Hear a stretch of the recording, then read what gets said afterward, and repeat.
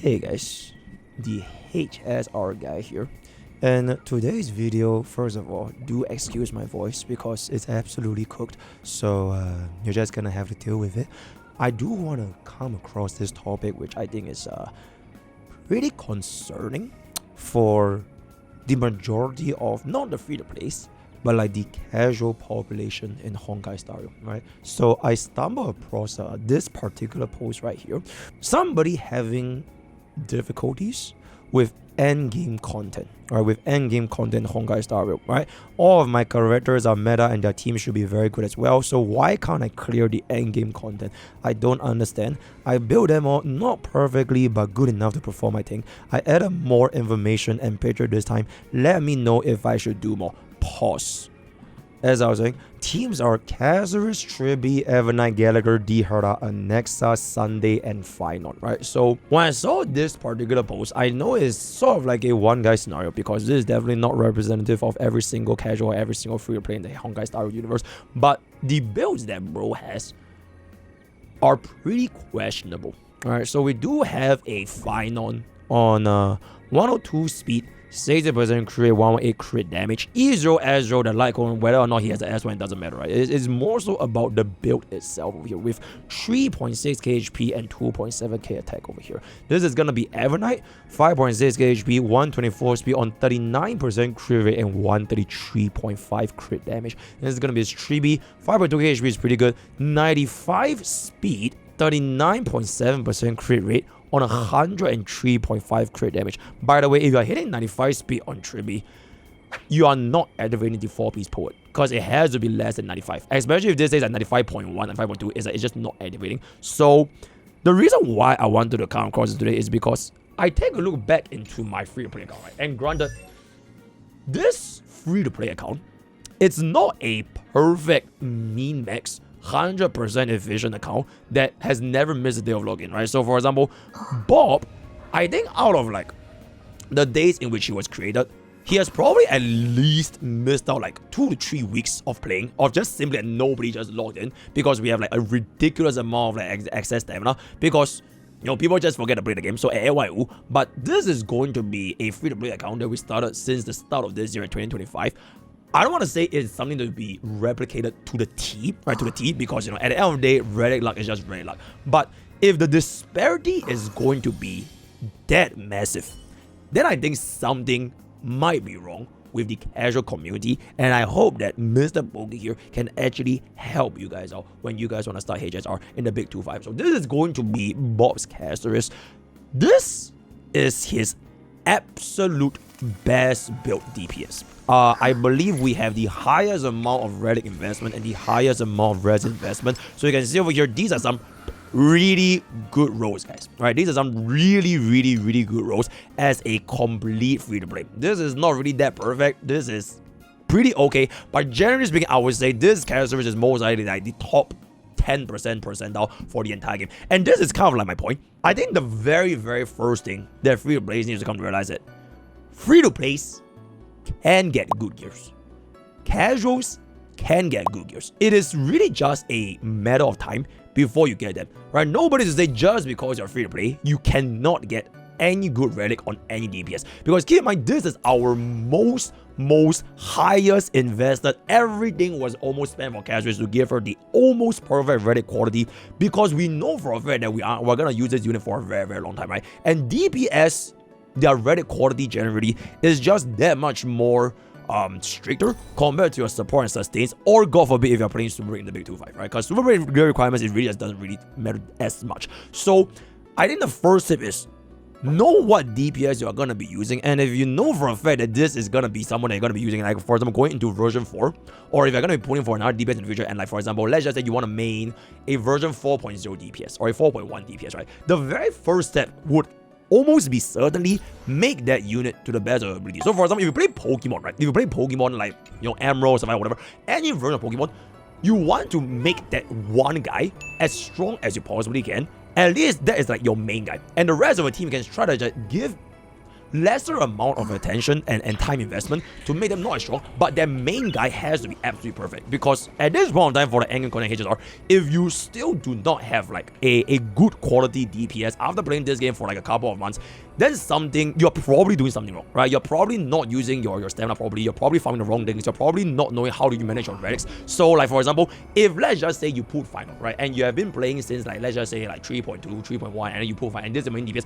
If after all those patches, we are not hitting the not even say like an absolute best in slot quality, but a relic quality that still leaves a lot of room to be desired. For example, the speed is off, especially if you're not going to be using Saridra, and if you're not using Saridra because you're running Sunday, this needs to be faster than Sunday anyways. So all these small things would make insane amounts of difference to your free-to-play, to your casual account. And this is also one of the things that I've been noticing in like my past maybe 200 account reviews, where a lot of free-to-plays and their casuals, there is a difference between a free-to-play and a difference between a paying player that is not free-to-play, but their relic quality is like so different. It's so different, and oftentimes the brick accounts are not just because they're free to play. The brick accounts are often they put for a shit ton of DPS, and now the DPS are probably built because maybe back in those days players grew up in the age of Super Brick, right? Y'all grew up on the age of Super Brick back in Firefly, so y'all have no idea what it actually is like to make a relic of an acceptable quality. Because respectively, if you're playing Super Brick, you don't really need to care, right? You don't really need to care about we're having the speed up or like the break favor, at least as much as compared to a crit DPS. So like players might have been getting the wrong idea of like how good of a quality your DPS really needs to be to make them viable for the angle on that, right? Your crit DPS needs way more investment in terms of relics compared to a Super Break DPS. And this is also one of the reasons back in those days, Super Break is such a universal, free-to-play, casual-friendly team for anyone back then because it was so easy to build. You have a free Ramei, you have a free Gallagher, and you have a free HMC. Slap on Firefly, get like, I don't know, 10, 12 effective subsets, and you're good to go. Whereas nowadays, it is very different because Super Break has fell off, right? Let's just be real, Super Break has fell off. It is one of the worst performing teams right now. And the moment these players that grew up on Super Break, they cannot adjust to the amount of investment it will actually take you to raise in your crit DPS, that's when you have situations like this, right? You think that crit DPS can still function on like 60% crit rate, 70% crit rate, when in reality, especially if you don't have a proper speed tuning, it is gonna be like far worse compared to a Super Break unit. So this is one of like the biggest thing that I kind of want to get across, which is you need to have a better expectation, a better quality, at least for your main DPS as a free-to-play in the big 2-5, right? Second of all, I think it was not shown in the post, but M-Tash was right, by the way. M-Tash from back in 4 years ago in Genshin, but M-Tash was right? Traces is legitimately the easiest way that you can bring up your unit strength as a free-to-play. And if anybody for example, right, I think nowadays our story trials and our character trials, if you take a look at their stats, they leave their Traces at level 8 out of 10. And you might think to yourself, okay, you know what, it needs to consume like a golden ball and all that stuff. I'm not going to raise it past 10 out of 10. 8 out of 10 is completely sufficient. I can say with absolute 100% certainty, if you level this to 10 out of 10, it's literally at least 10 to 15% more performance for any endgame content you're seeing, no matter what DPS you're doing, right? If you're using your DPS, your support, your sustain, whatever it's going to be, Traces are like the end all be all. Now, at this particular point, you also need to strategically allocate which units need to improve on that Tracer. So for example, if you know that you're gonna be using Casterus and you're not gonna be using My Day as much, then you don't really need to level up everything, right? So for example, some trace priorities are gonna be not as crazy important compared to others. So for example, my RMC till this day still has not maxed out Tracers because but even though my RMC is not maxed out, eventually this thing will be once we clear enough of these Echoes of War materials, right? We're near to clear a point of Echo of War material because this is time getter. At the end of the day, this is time getter. But more important than, for example, RMC is that your main DPS Tracers. Your main DPS Tracers are almost non-negotiable, by the way. It is absolutely almost non-negotiable. To be very casual, does need a little bit more investment because you have the Mimo sprites, but for like example, a universal support, right? A universal support they're gonna bring to almost every single endgame content.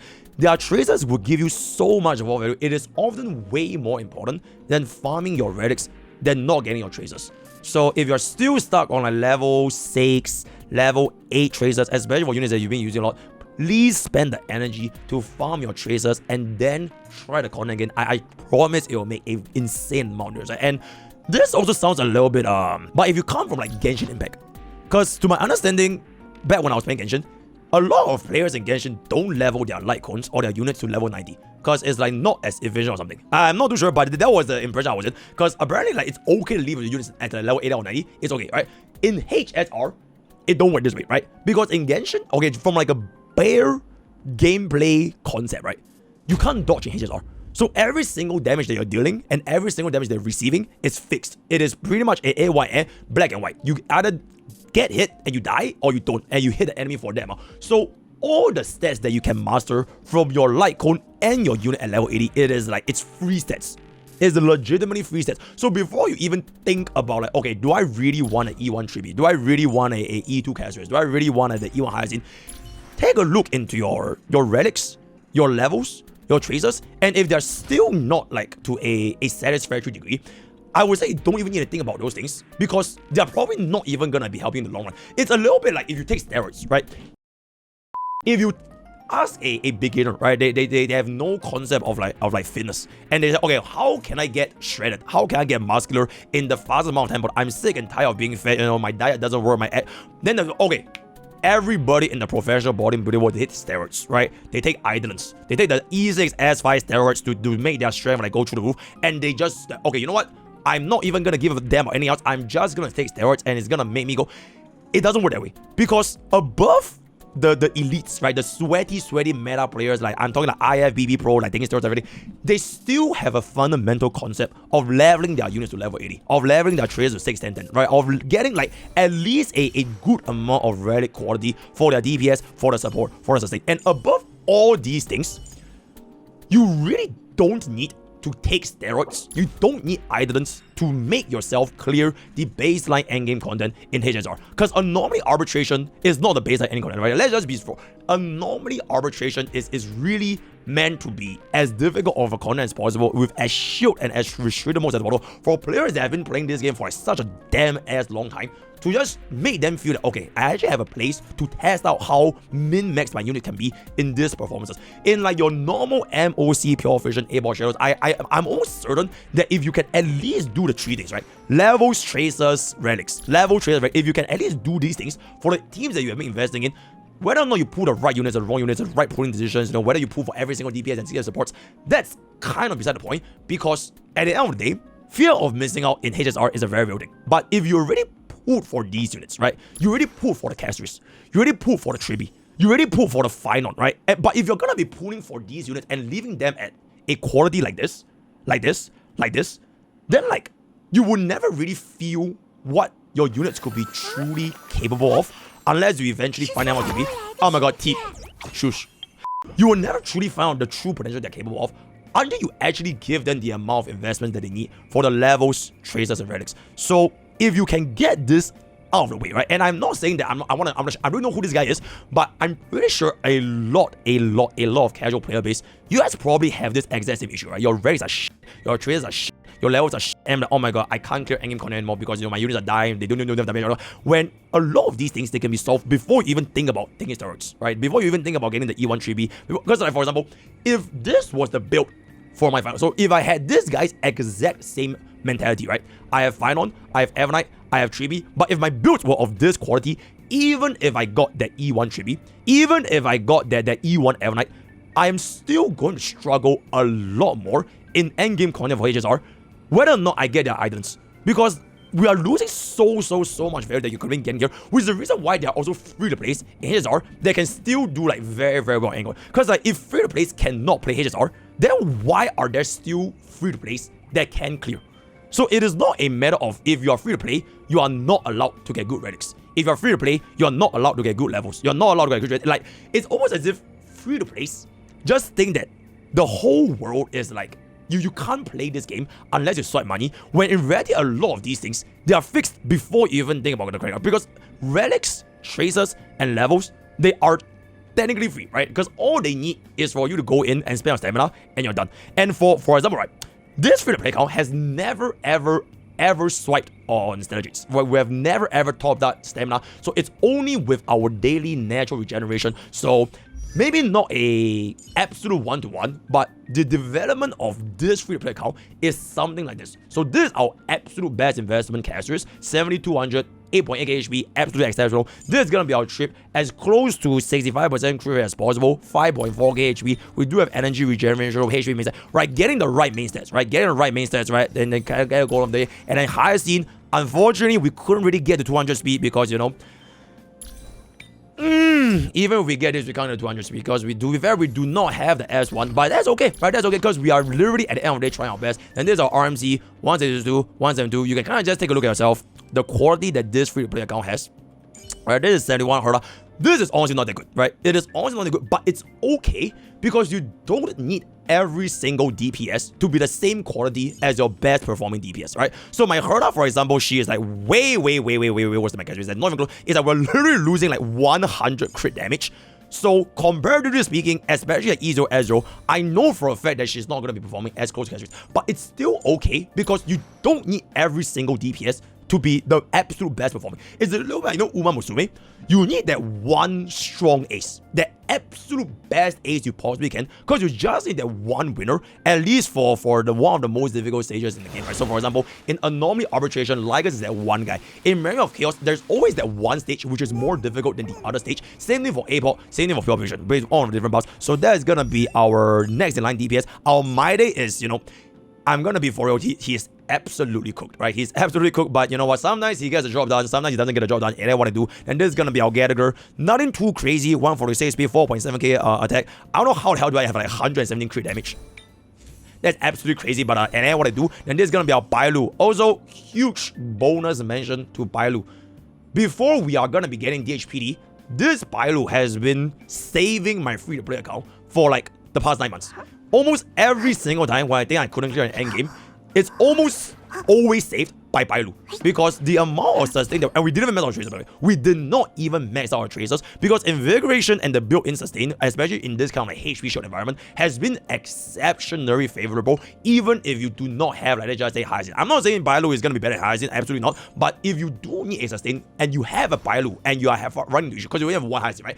Everybody wants Hyacinth, every single team wants Hyacinth. Consider trying out Bailu, because sometimes she legitimately sustains even better than Gallagher for some specific scenarios. That being said, we are going to be getting DHPD, so by the time DHPD rolls around, my free-to-play account will definitely use DHPD.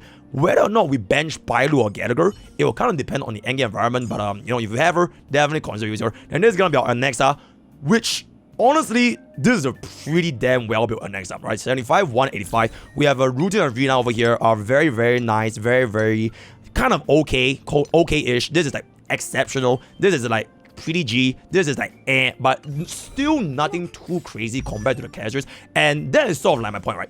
9 months later, these are the main units that my free-to-play account has, and if you are slightly worse or slightly better than this, I think it's sort of okay. But if you have been playing this game for the same length of time, I'm not saying like if you just started this game like last week, but if you've been playing this game since the start of 2025, like start of Euphorius, and you are still stuck, like if your best unit after 9 months is still looking something like this or like this, then I think something is seriously wrong, right? You're probably not really leveling your Relics properly. I feel like if you guys are interested in like how the hell do you level up Relics in free play, we could make a separate video on that, but for that, I feel like it's a little bit self-explanatory. Then this is gonna be on Sunday. Speed is a little bit off with DD, so that's gonna be that. So I think rest of the units, we just don't really use it that much anymore. So yep. Bonus 7. If you are free to play and you're like playing the game, you just like all the who should you be pulling for, right? Bonus guy. I think I'll make a better one by the time version 4 is coming. As of right now, let's just say this is your day 1. You just saw Kafka's tits in your face after she played the violin for the past 30 minutes. This is your first ever banner that you've ever seen in your entire life.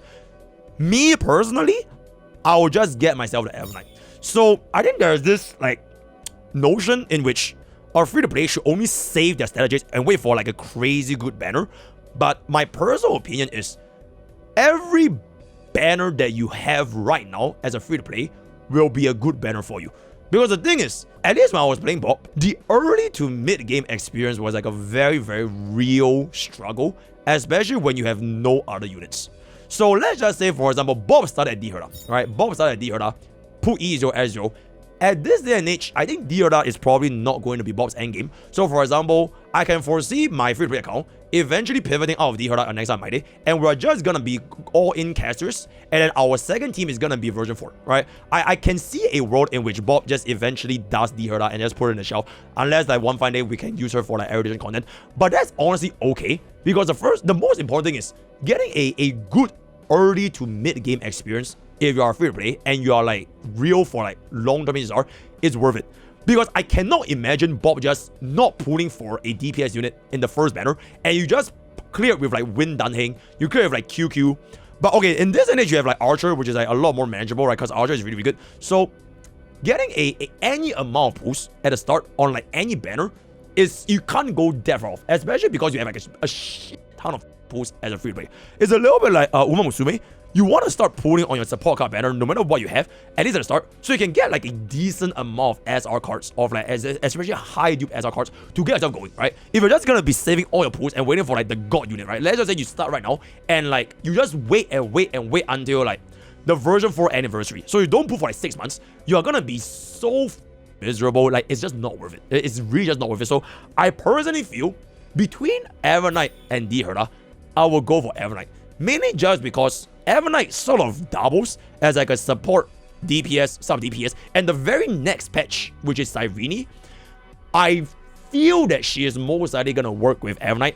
The main reason is because the entire arc of Amphorius is coming to an end, and if you guys play the lore, Amphorius arc is like the TE, right? It's like the Remembrance, is like the flagship. So Remembrance is sort of like the flavor of this patch. So for a free-to-play, for a new player, if you're just out of the game, getting Evernight into Cyrene is most likely gonna give you a way better enjoyment compared to, let's just say you want to put D Herda plus a next up, right? Next patch. If next time we run next patch, I will personally always go for this plus Cyrene, right? So that's my recommendation. Whether or not you get the S1, I personally wouldn't get this, right? ESO, Evernight, especially in the early days, is more than sufficient because you're not clearing MOC, right? If you're a new player playing HSR right now, your objective is not clearing Memory of Chaos, it's not Pure Vision, it's not Anomaly Arbitration, it's definitely not Ligers, right? Don't even think about saying hi to Ligers, right? If you just started your account for like, even if you started your account last month, there's no way in God's will of you're ever saying hi to Ligers, so just don't think about this. Your only objective is to clear your DU, clear your SU, clear your events, clear your story, clear as much as you can from your level 1 through to like level 60,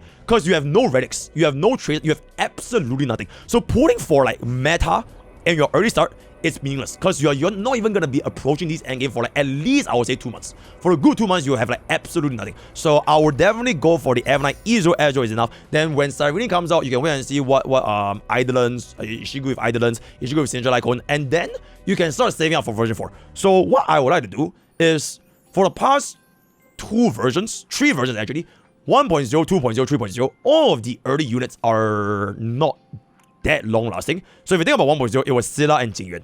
If you think about 2.0, it was Black Swan and Sparkle. Then if you think about 3.0, it's Zero and Agalea, right? So all of these earlier version units, especially at the start of patch, is nothing too crazy. It starts to ramp up going into 0.1 and 0.2, because that's like the closer to the anniversary patch, right? So it's either a very, very strong support before the anniversary, and the anniversary itself is going to be a very strong DPS, because DPS, they always sell like hotcakes, especially on anniversary, and everybody will put in for supports anyways. So I will structure myself, get Evernight, get Cyrene, save. Even if version 4.0's first DPS might be looking absolutely bastard, especially if it's a DPS, I probably will just skip and just see what the anniversary and the support for version 4 has to offer. Then we'll go from there. So, yep. With that, we have come to the end of this very, very quick little video. I think we're going to call this, if you are free to play HSR player, you have to watch this video. So hopefully this has been a little bit of a insight, a little bit of a help. If you're still struggling, you are not greedy and stupid, right? You're not whatever those things. You just need additional knowledge, and MrPokke, the educational HSR guy, is here to save your account like mother Percy from League of Legends, right? Word of the day is gonna be saved. Join this, blah blah blah, whatever.